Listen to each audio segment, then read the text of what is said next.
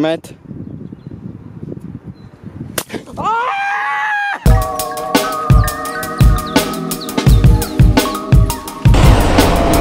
Es esmu tāds cilvēks, kuram patīk darīt lietas ļoti spontāni. Manuprāt, tas piedod dzīvei tādu labu garšiņu. Piemēram, šodien bija tāda brīvdieniņa, un es izdomāju, jāaiziet nopeldēties. Es gan negaidīju, ka šodien līs lietus, bet kas jādara, jādara.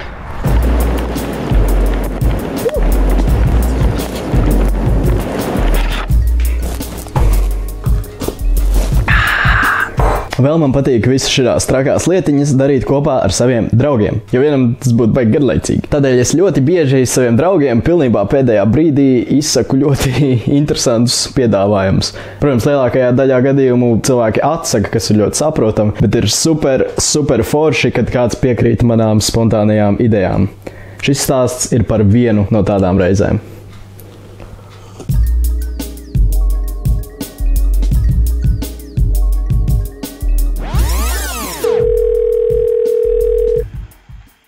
Čau, mazais.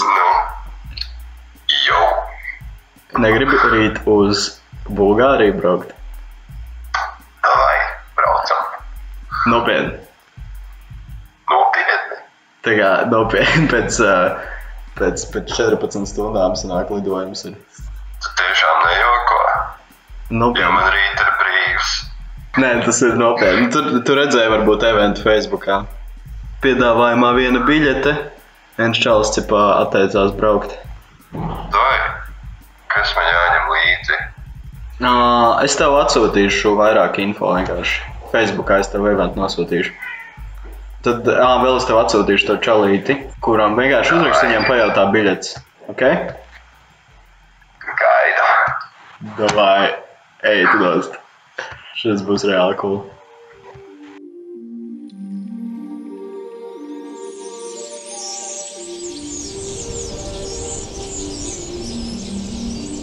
Šis ir mans draugs Robis.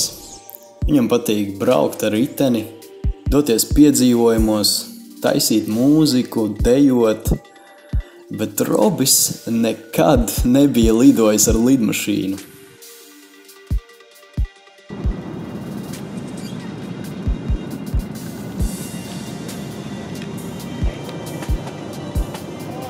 Neskatoties uz to, viņš pašā pēdējā brīdī piekrita ar mums lidot uz Bulgāriju.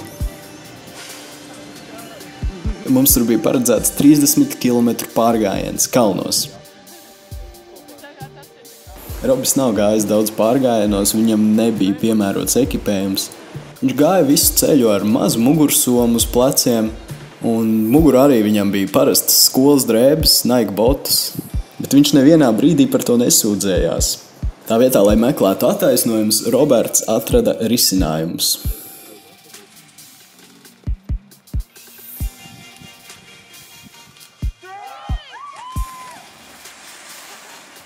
Esi kā Roberts. Dodies piedzīvojumā, negaidi īsto brīdi, jo tāds nekad nepienāks.